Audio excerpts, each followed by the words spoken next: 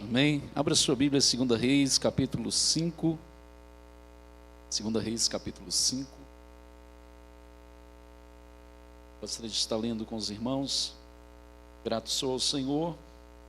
E o Senhor me confiou essa palavra no meio da semana. Deus tem muitas formas de falar conosco. O Senhor falou comigo nessa semana, por intermédio dessa palavra. Amém? 2 Reis, capítulo 5, uma palavra bastante conhecida, porém vital para nós nos nossos dias. Quantos acharam? Amém? Diz assim: Naamã é curado da lepra. E Naamã, chefe do exército do rei da Síria, era um grande homem diante do seu senhor e de muito respeito. Porque por ele o Senhor dera livramento aos sírios, e era este varão homem valoroso, porém leproso. Diga, porém leproso. E saíram tropas da Síria e da terra de Israel. Levaram presa uma menina que ficou ao serviço da mulher de Naamã.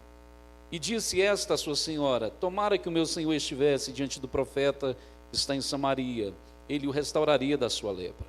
Então entrou Naamã e o notificou ao seu senhor, dizendo: assim e assim falou a menina que é da terra de Israel. Então disse o rei da Síria: vai, anda e enviarei uma carta ao rei de Israel. E foi e tomou na sua mão 10 talentos de prata, e 6.000 siclos de ouro, e 10 mudas de vestes. E levou a carta ao rei de Israel, dizendo: logo em chegando a ti essa carta, saibas que eu te enviei Naamã, meu servo, para que o restaures da sua lepra. E sucedeu que, lendo o rei de Israel a carta, rasgou as suas vestes e disse: sou eu Deus para matar e para vivificar, para que este envie a mim para eu restaurar um homem da sua lepra? Pelo que deveras notai, peço-vos, e vede que busca ocasião contra mim. Sucedeu, porém, que ouvindo Eliseu, homem de Deus, que o rei de Israel rasgara as suas vestes, mandou dizer ao rei: por que rasgaste as tuas vestes? Deixai-o vir a mim, e saberá que há profeta em Israel. E veio, pois, Naamã com seus cavalos e com seu carro, e parou à porta da casa de Eliseu. Então Eliseu lhe mandou um mensageiro, dizendo: vai e lava-te 7 vezes no Jordão, e a tua carne te tornará e ficarás purificado. Porém, Naamã muito se indignou e se foi, dizendo: eis que eu dizia comigo, certamente ele sairá, pôr-se-á em pé, invocará o nome do Senhor seu Deus, e passará sua mão sobre o lugar, e restaurará o leproso.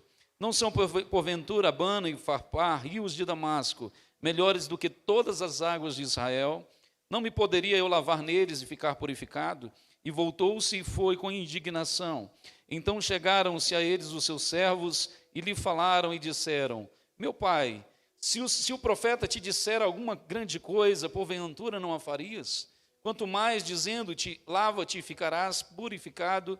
Então desceu e mergulhou no Jordão 7 vezes, conforme a palavra do homem de Deus, e a sua carne tornou como a carne de um menino, e ficou purificado. Então voltou ao homem de Deus, ele e toda a sua comitiva, e veio e pôs-se diante dele e disse: eis que tenho conhecido que em toda a terra não há Deus, senão em Israel. Agora, pois, te peço que tomes uma bênção do teu servo. Porém, ele disse: vive o Senhor, em cuja presença estou, que a não tomarei. E instou com ele para que a tomasse, mas ele recusou.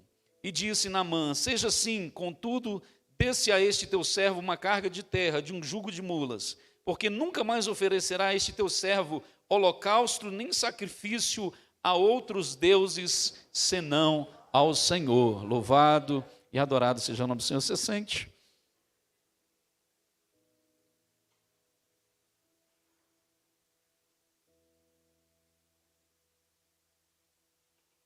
Essa é uma passagem bastante conhecida.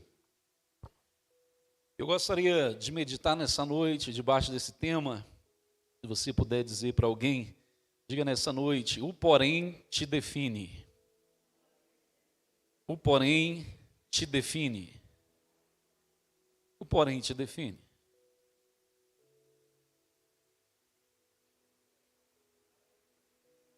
A palavra vai dizer que Naamã, ele era um homem importante no seu tempo. A palavra vai dizer que ele era o exército do rei da Síria. Ele era o chefe do exército do rei da Síria. um homem que tinha atributos, tinha qualidades, tinha qualificações. A Bíblia vai dizer que ele era um grande homem diante do rei. Mas esse homem tinha um problema na sua vida, havia um porém na sua vida. O texto vai dizer que ele era leproso.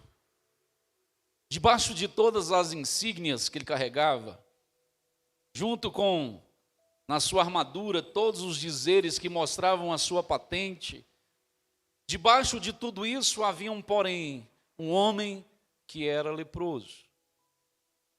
É interessante, irmãos, como que as pessoas, eu estava pensando nisso essa semana, que detêm uma autoridade, querem fazer uso dessa autoridade por meio de um autoritarismo, muitas vezes ela usa aquilo que ela possui. Ela usa o entendimento, o intelecto foi dado a ela, a sua posição social, o lugar onde ela ocupa. Ela usa diversas ferramentas para esconder algo que está escondido dentro de si.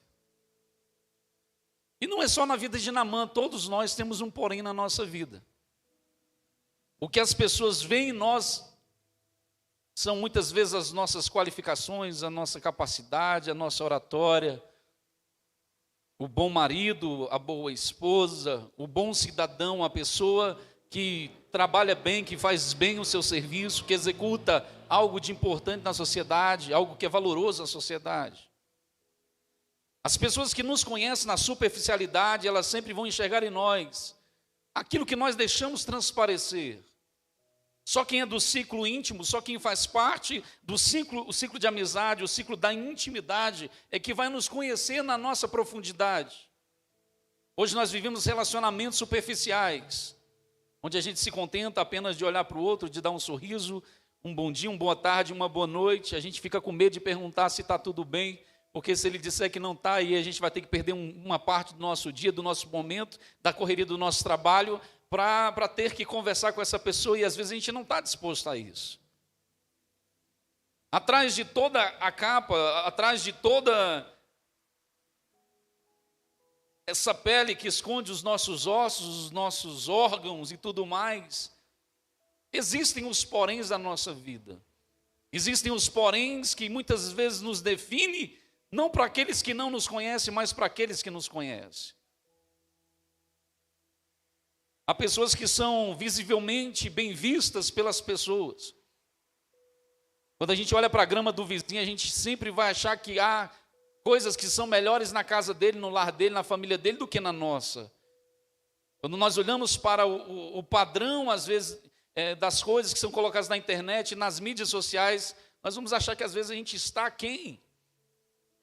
E às vezes a gente tenta ser aquele que está sendo mostrado, mas nós não sabemos, na realidade, quem são essas pessoas no seu dia a dia, na sua prática, dentro da sua casa, dentro do seu trabalho. Nós não sabemos muitas vezes o que se passa dentro do quarto, nós não sabemos o que passa no ciclo da intimidade e da comunhão. Todos nós temos um porém na nossa vida. Naamã tinha um porém na sua história, ele era leproso. Por detrás daquela armadura, por detrás daquelas vestes de chefe do exército, encontrava-se um homem leproso. Nós sabemos que naquela época a lepra, ela era muito mal vista. E Israel tirava a pessoa do seio da sociedade, colocava ela à parte. Ela tinha que ficar à parte em uma outra região, juntamente com outros leprosos. Não é à toa que quando Jesus ele vai curar os 10 leprosos, não é à toa de ter 10 leprosos ali naquele lugar. Eles estavam ali à parte da sociedade, à margem da sociedade. Eles perdiam um contato com a família, eles perdiam a intimidade, a comunhão com as pessoas as quais amavam. É muito difícil. Mas Naamã, ele tinha uma posição que o mantinha ainda como importante. As pessoas não poderiam abrir mão de Naamã, porque ele era um chefe, ele era um homem importante, e a Bíblia vai dizer que ele era muito respeitado, porque o Senhor ele dera livramento por intermédio da vida de Naamã aos sírios. Ficar sem Naamã era ficar sem uma pessoa importante, ficar sem Naamã era ficar sem um guerreiro, ficar sem Naamã era ficar sem um estrategista. Mas Naamã, no final das contas, ele continuava sendo um homem leproso. Quando Naamã chegava em casa e tirava aquelas vestes, o que mostrava era a lepra. Os seus servos, aqueles que foram escravizados, levados da Síria, e aqui a Bíblia vai dizer de uma menina que foi levada juntamente com aqueles que foram transportados de Samaria. Aquela menina olha aquela situação, e eu imagino que aquela situação era uma situação de tristeza. Quem via a força de Naamã diante da guerra, talvez não via as lágrimas de Naamã na sua casa. Esgotando todas as possibilidades, tentando pensar o que mais eu posso fazer para que eu venha me curar disso. E o texto vai dizer que tropas saíram da Síria, foram até Israel, levaram uma menina até a casa de Naamã. E aquela menina ficou servindo a Naamã e a sua família. Há quem diga que a menina era uma doméstica, irmão. Ninguém é arrancado da sua terra, da sua nação, levado para uma terra estranha, colocado num lugar para você servir, para você ser doméstico. Não, não é isso. Ela era literalmente uma escrava. E como escrava, ela tinha que conviver com toda aquela realidade. Como escrava, ela poderia talvez pegar aquela lepra também. Mas deixa eu te falar uma coisa, não foi a lepra de Naamã que contagiou aquela menina, mas foi a fé daquela menina que contagiou a vida de Naamã. Sabe o que eu aprendo com isso, irmãos? Que somos nós que fazemos a diferença onde estamos. É aquilo que está dentro de nós que precisa refletir. O porém da nossa vida, talvez o porém da vida dessa menina, ela era uma menina de fé. Quem olhava para essa menina não via uma menina revoltada, reclamona, reclamando da vida, reclamando porque foi levada cativa para estar ali na Síria, sem querer, sem ser levada à força. Ninguém quer ser retirado do seio da sua família, da sua comunidade, da sua terra, da sua nação, para ser levado para uma terra estranha. Mas mesmo ali ela se permitiu ser usada pelo Senhor, irmãos. Existe um porém na vida, irmão. Porém na vida dessa menina era o que fazia diferença na vida dessa menina, que era uma menina cheia de fé. E a fé dessa menina contagiava também as pessoas que estavam ao seu redor. Eu disse para você que o porém na nossa vida é o que nos define, é o que vem depois da vírgula, é o que vem depois das qualificações, é o que vem depois dos nossos atributos, daquilo que as pessoas veem, é aquilo que está escondido às vezes dentro de nós. É isso que vai me definir, isso que vai te definir. Eu imagino que essa menina falou com tanta fé e com tanta ousadia, que aquilo incomodou Naamã. Talvez Naamã, na sua posição, ele poderia ter os melhores médicos. Naamã, na sua posição, ele poderia usar os maiores dos recursos para tentar resolver o seu problema.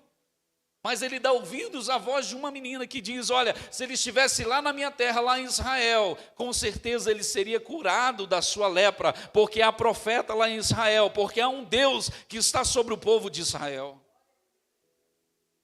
Irmãos, quais são as soluções que nós temos trazido àqueles que estão ao nosso redor, que não sabem lidar com os poréns da sua vida?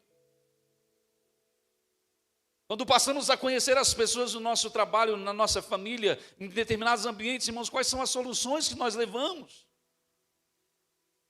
Se alguém te disser: eu sou leproso, você vai dizer que, olha, se afaste de mim porque você é leproso. Eu estou falando metaforicamente, estou falando como... Quando as pessoas vêm trazerem as suas lepras, os seus problemas, aquilo que está escondido dentro do coração delas. Irmãos, quais têm sido as nossas atitudes como homens e mulheres de Deus? Às vezes você fala: eu não sei porque que eu estou nesse trabalho, eu não sei porque que eu fui colocado no meio dessa família, eu não sei porque que eu estou aqui. Irmãos, ao invés de nós pensarmos assim, nós devemos pensar: o que é que eu posso levar a essas pessoas que estão passando nessa realidade? Naamã, ela conta isso, a mulher de Naamã, e a mulher de Naamã fala para Naamã, e Naamã reporta isso para o rei da Síria. Assim vai dizer o texto. E ali no versículo de número 5, a palavra vai dizer que o rei, ele oferece ali uma carta ao rei de Israel. Pega prata, pega ouro, pega mudas e vestes para que fosse levado ali como presentes. A menina tinha dado o caminho, o lugar da vitória está em Israel. Só que na cabeça de Naamã, na cabeça do rei da Síria, para eu receber algo, eu tenho que dar algo. Irmãos, essa tem sido a cultura dos nossos dias. Para eu receber algo de Deus, eu preciso fazer algo para Deus, como que se a gente pudesse pagar a Deus, ou barganhar com Deus, se eu levar isso, eu serei abençoado. Na cabeça do rei da Síria, na cabeça de Naamã, eu preciso levar dinheiro, eu preciso levar coisas para que eu possa ser abençoado, para que eu possa comprar a minha bênção. E tem gente que tem vendido essa teologia dos nossos dias, infelizmente. E diz que essa carta, ela chega ao rei de Israel, e logo quando ele lê a carta, ele fica desesperado, ele rasga as suas vestes. E ele fica sem saber o que fazer, e ele começa a gritar e dizer, olha, sou eu porventura, Deus para matar e para vivificar, sou eu tenho poder por acaso para dar vida e para matar? Não, eu não tenho. Isso é uma ocasião que o rei está criando para vir guerrear conosco de novo, de arrumar uma confusão e a guerra conosco. Só que no versículo de número 8, acompanha na sua Bíblia, eu encontro um novo porém. Versículo 8 diz assim, sucedeu, porém, que ouvindo Eliseu, homem de Deus, que o rei da Síria de Israel rasgara as suas vestes, mandou dizer ao rei, por que rasgaste as tuas vestes? Deixa ouvir a mim e saberá que há profeta em Israel. De um lado eu tenho Naamã, um grande homem diante do rei, mas do outro lado nós temos o profeta Eliseu, que é um grande homem, não diante do rei, mas diante de Deus. Há uma diferença clara, irmãos, notória, quando nós olhamos para pessoas que são grandes diante dos homens. E há uma diferença notória na vida daquele que é grande, não diante de homens, mas diante de Deus. Há um porém também que define o homem de Deus e a mulher de Deus. O homem e a mulher de Deus, ele é definido porque ele não foge às suas responsabilidades espirituais. Diga para alguém, o homem de Deus e a mulher de Deus não foge à sua responsabilidade espiritual.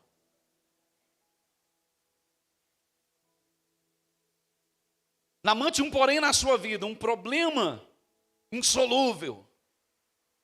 De outro lado, nós temos um homem de Deus. Irmãos, quando nós lemos na Bíblia, nós vamos ver Eliseu sendo sempre chamado como homem de Deus. O adjetivo que caracteriza Eliseu é homem de Deus. Irmãos, quem dera se nossas intenções, o nosso desejo fosse sempre ser conhecido não como o grande pregador, a grande pregadora, o cantor, o que faz ação social, o que faz isso e aquilo, mas ser conhecido como um homem e uma mulher de Deus. Existe um porém também na vida de Eliseu. Ele é um homem que não foge às suas responsabilidades. Sabe por quê, irmãos? Primeiro, porque ele conhece o seu Deus. Há problemas que são insolúveis aos homens, mas esses mesmos problemas não são insolúveis diante de Deus. O que é impossível para o homem, para Deus é possível. A impossibilidade do homem não determina se Deus pode ou não fazer, irmãos. A dificuldade do problema, a luta que está passando, irmãos. Quantas pessoas nos procuram no dia a dia, irmãos, trazendo problemas que, olha, irmãos, nós ficamos de cabelo em pé. As situações que chegam para nós, irmãos, que como pastores, nós não sabemos o que fazer. Não é verdade, pastora Maísa? Mas, irmãos, nós sabemos um que pode resolver todos os problemas. A questão não é se eu consigo resolver, a questão é se eu consigo confiar naquele que pode resolver todas as coisas. Louvado e adorado seja o nome do Senhor. Agora, Naamã, ele chega e continua os poréns de Naamã, porque o porém de Naamã não é apenas que ele é leproso. Porque Naamã esconde mais algumas coisinhas dentro de si. E no versículo de número 10, vai dizer a palavra do Senhor que Eliseu manda um mensageiro a Naamã. O mensageiro diz assim para Naamã, olha, vai, lava-te 7 vezes no Jordão e você vai ser purificado, ponto final. Naamã, o seu problema é simples, vai lá. Levanta, vai ali naquelas águas barrentas ali do Jordão, mergulhe lá 7 vezes e o seu problema vai ser resolvido. O versículo que segue, o versículo número 11, ele começa como? Ele começa dizendo, porém, Naamã muito se indignou. Naamã não era apenas Um homem que tinha lepra, mas ele era um homem indignado. Ele era um homem que acreditava que as coisas tinham que ser feitas do jeito dele e da forma dele. Naamã tinha uma lepra pior do que a lepra física. Ele era orgulhoso e soberbo. A soberba e o orgulho é pior, irmãos, do que uma doença física. Porque uma doença física, às vezes, ela pode ser tratada com uma cirurgia, com uma quimioterapia, com uma pomada, com um remédio, com alguma coisa, mas a soberba, ela precisa ser tratada de uma forma diferente. Naamã, ele precisa quebrar aquele orgulho, porque ele achava que ele estava diante de pessoas que não conheciam o seu profundo, que conheciam-o apenas na sua superficialidade. E assim como ele agia com autoridade e autoritarismo, talvez, diante das pessoas, e ele conseguia mandar e desmandar, agora ele não poderia fazer isso com o profeta de Deus, com o homem de Deus. O seu orgulho estava sendo colocado a xeque. O texto vai dizer, porém Naamã se indignou, e ele criou uma historinha na sua cabeça, que era mais ou menos assim: eu vou chegar lá. Olha lá no versículo de número 11. Olha o que vai acontecer. Ele já criou a forma como ele seria curado. Olha, ele diz, eu dizia comigo. Ele com ele mesmo, olha o profundo dele. Certamente ele vai sair, ele sairá. Ele vai se colocar em pé. O profeta estava dentro da casa, ele vai sair. Ele vai se colocar de pé. Aí ele vai estender as suas mãos. Vai invocar o nome do Senhor, seu Deus. Ele vai pegar a sua mão, vai passar sobre o lugar, e aí eu vou ser restaurado da minha lepra. Deixa eu te falar uma coisa, Deus, ele não trabalha do nosso jeito, ele trabalha do jeito dele. Quantos Naamãs, irmãos, existem nos nossos dias? Pessoas que por trás de um problema existe um problema maior. Enquanto estamos diante daqueles que não nos conhecem, a gente pode se valer da nossa autoridade, da nossa posição, de quem nós somos, de quem nós aparentamos ser. Mas quando estamos diante de Deus, aquele que sonda e nos conhece, aquele que no Salmo 139, ele esquadrinha o coração do homem, irmãos, nós não temos nada o que fazer, porque nós estamos nus diante dele. Quando viemos à casa do Senhor, quando estamos no nosso lar, seja em qualquer lugar que a gente esteja, irmãos, não se esqueça nunca que os olhos do Senhor estão percorrendo toda a face dessa terra. Tudo que a gente fala, diz, aquilo que a gente é, aquilo que está por trás, irmão, dentro de nós, o Senhor, ele conhece.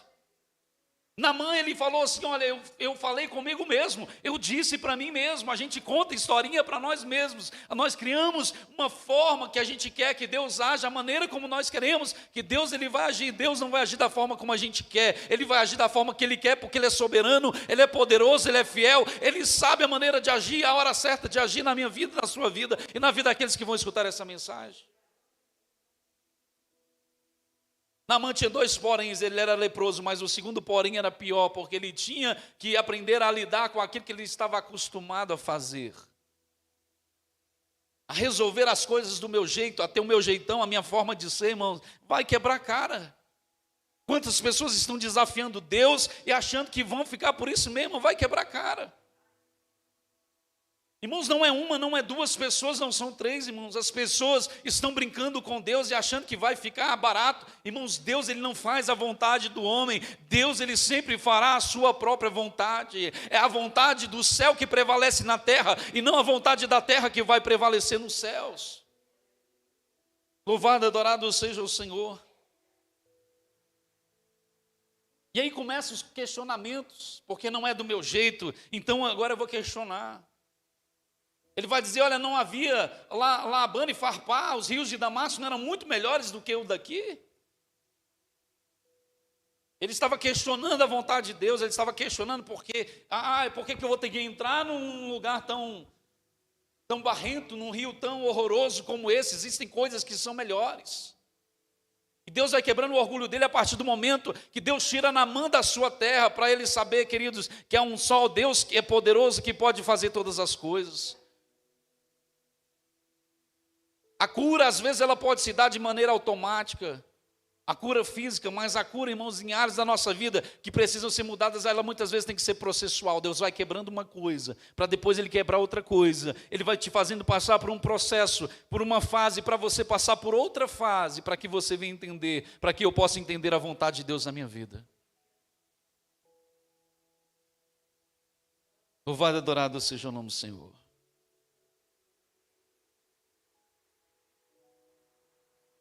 Existem posições dentro de nós que precisam ser arrancadas. E diz o texto que ele volta com indignação. É interessante que as pessoas mais poderosas aqui do texto são as mais nécias.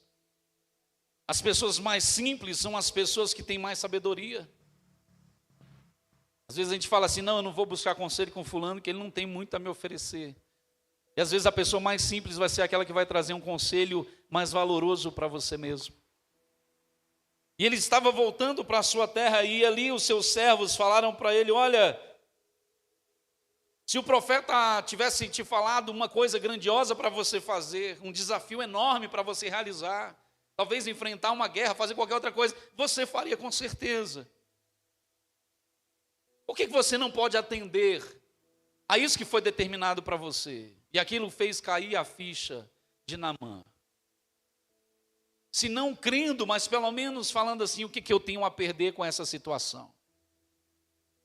Trouxe a consciência, pessoas que estão ao nosso redor, que às vezes a gente não valoriza, que nós não temos, às vezes, um apreço, ou não a conhecemos da forma como deveríamos conhecer. Talvez delas saem palavras que trazem sabedoria e também direção às nossas vidas.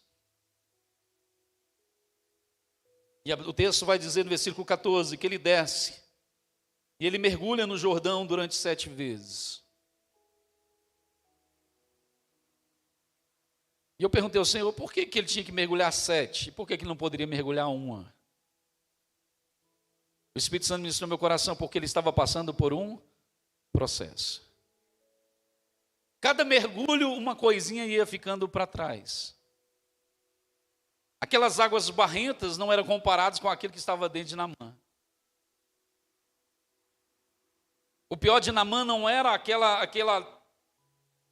aquele rio barrento, enlodado, impregnado a sua pele, mas era aquilo que estava saindo de dentro de Naamã, sendo quebrado aos pouquinhos o orgulho, a soberba, essa coisa de eu tenho que falar, eu tenho que colocar a minha posição, eu tenho que me colocar acima das pessoas, tudo isso estava sendo quebrado aos poucos na vida de Naamã.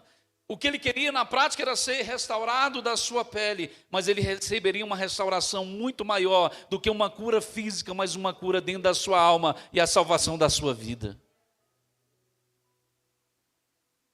E diz que o texto que ele mergulha 7 vezes, conforme a palavra do homem de Deus.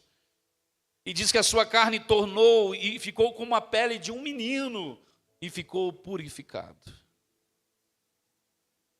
A partir de agora, Naamã, ele recebe aquilo que ele veio buscar. Ele foi buscar uma bênção e ele está voltando com a sua bênção. Ele teve que bater de frente com ele mesmo, com as suas vontades, com a sua maneira de ser, com a sua maneira de agir, e ter de quebrar isso para receber a bênção do Senhor. Agora ele retorna ao homem de Deus, assim diz a palavra, ele e toda a sua comitiva.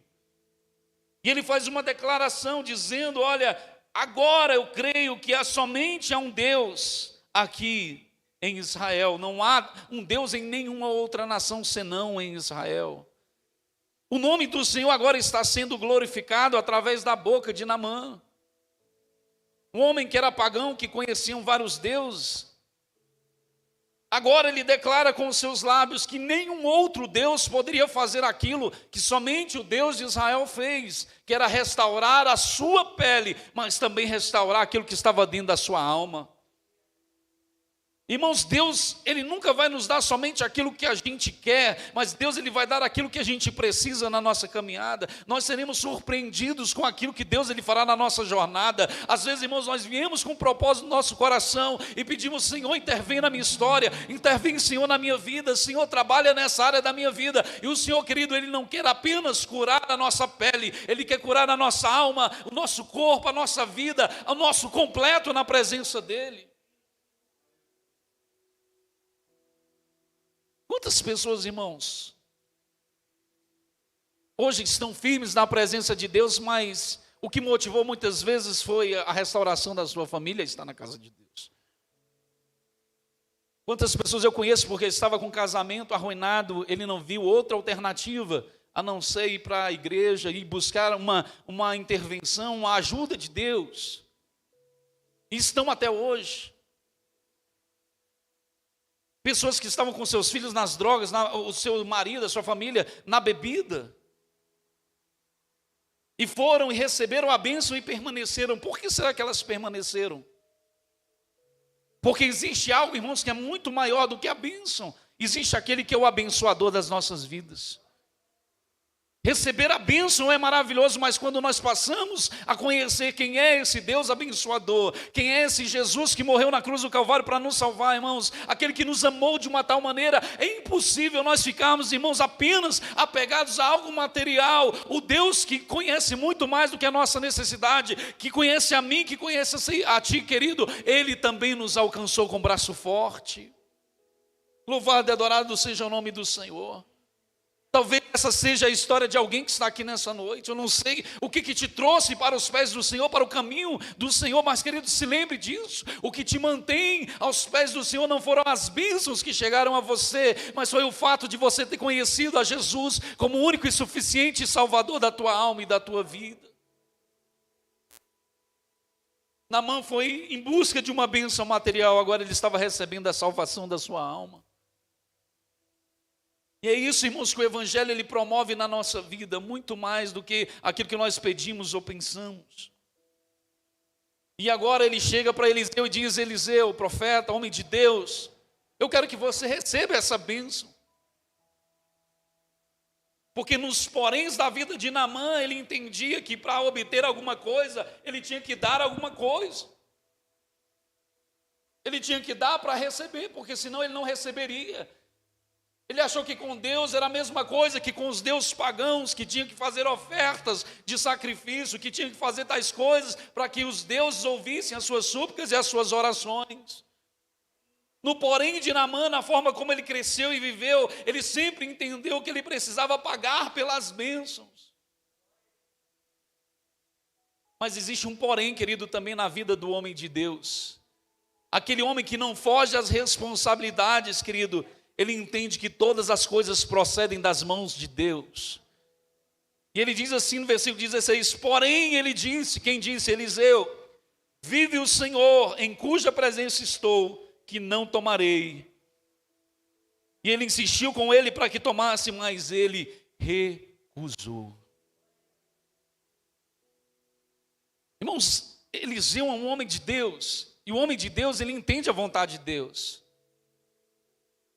Homens e mulheres de Deus foram abençoados na Bíblia, nós sabemos disso, a Bíblia nos ensina a honrar. Aqueles que dividem a palavra de Deus conosco, aqueles que nos ensinam. Profetas foram abençoados, mas que nessa ocasião, em particular, Eliseu não podia aceitar. Porque havia um porém dentro de Naamã que precisava ser quebrado. Essa convicção de que para receber a bênção eu preciso também dar algo em troca. E Eliseu estava ensinando ali para ele: não, é a graça de Deus, o favor de Deus que esteve sobre a sua vida. Nada antes do porém fez a diferença na sua vida. Não é porque Naamã você era chefe do exército, não é porque você era grande diante do rei, não é porque você tinha dado livramento aos sírios, que Deus ele abençoou você e te trouxe a cura, não. Foi porque Deus ele continua sendo Deus, e Deus ele abençoa a todos quanto ele queira abençoar. Isso se fala, irmão, do favor de Deus, da graça de Deus, e trazendo isso para as nossas vidas, irmãos, nós somos carentes e dependentes da graça de Deus. Das coisas que aparentemente nos define para o homem é aquilo que vai nos definir para Deus. E eu não serei abençoado, irmãos, porque eu sou pastor. Eu não vou ser abençoado porque eu estou fazendo as coisas certas, porque eu não bebo, não fumo, não jogo. Nós seremos abençoados, irmãos, porque o favor de Deus é que repousa sobre a minha vida e sobre a sua vida. É porque as misericórdias do Senhor são a causa de não sermos consumidos. É porque Jesus, Ele pagou um alto preço na cruz do Calvário, por amor a mim e a você, porque Deus, Ele é soberano na minha história e na tua história. É por isso, irmãos, que nós podemos receber as dádivas das mãos do Senhor. E eu te digo mais, é impossível nós estarmos diante do Senhor e não sermos abençoados. Talvez nós ainda não recebemos aquilo que nós queremos, mas nós estamos recebendo no processo aquilo que nós estamos precisando das mãos do Senhor. Eu convido você a ficar de pé nessa noite, nós vamos orar.